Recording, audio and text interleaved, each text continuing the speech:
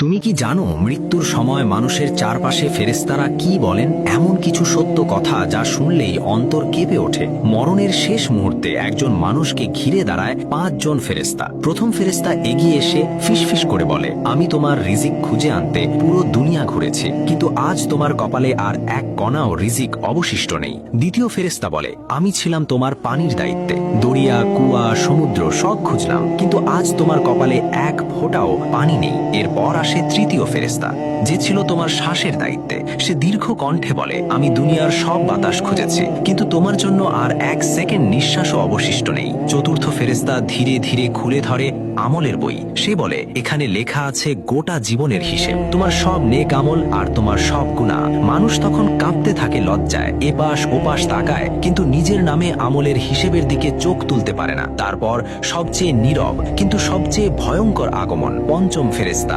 মালাকুল মউত। তিনি কিছু না বলে মানুষের মুখের দিকে তাকান আর মুহূর্তেই রূহ কবজ করে নেন। বন্ধুরা, এমন ঈমান জাগানো ভিডিও পেতে চ্যানেলটি সাবস্ক্রাইব করে রাখুন।